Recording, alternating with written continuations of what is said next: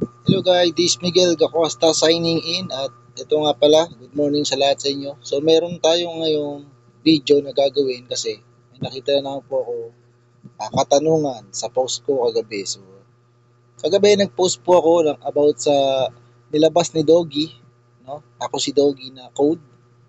So ito siya guys. Ang pangalan ng code guys is Legends to Kings. Ito po, pinost ko po siya kagabi dito sa ating uh, official Honor of Kings Philippines. So dito guys sa comment section may nakita po kung how to redeem po. So guys, ito ayun naman nakalagay na po how to claim po yan. Yan.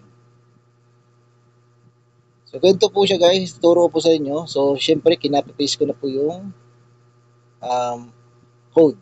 So ganito po siya guys, punta lang po kayo sa may dito sa main tapos pindutin niyo po itong gilid na mayroong 4 boxes. Yan. Tapos sa gilid. Tapos punta po kayo sa community. Ito po, community. Hindi nyo po yan. Tapos ipupunta po kayo sa sa mismong main page nyo ng HOK Camp ito guys. So kailangan nyo po i-install to kung kailangan para makakuha po kayo ng reward every day. So ito po is day 1 ko. Yan. So, makapunta po to sa mail ko. Direct po sa mail ko yan. So ito na po sa baba po nito may nakalagay na CD key. Ayan po, CD key. Pinitin po natin yan. Tapos i-copy paste lang po natin dito. Yan. Yung Legends to King na code. Tapos sabay redeem. Yan. Simple lang po, di ba? Yan. Tapos, balik na po kayo doon in game.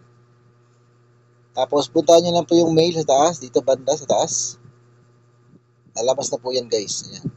So, ito yung kinuha natin ngayon na 500. Yan. Everyday po yan. Tapos, ito na po yung sa code. Yan. So, napakasimple lang guys, no? Yan. Sana makatulong tong video tsaka kung sakaling merong code in the near future na i-release, at least alam niyo na kung saan ilalagay yung code. So this is Miguel Gacosa signing out. Maraming salamat guys sa panonood. Peace out.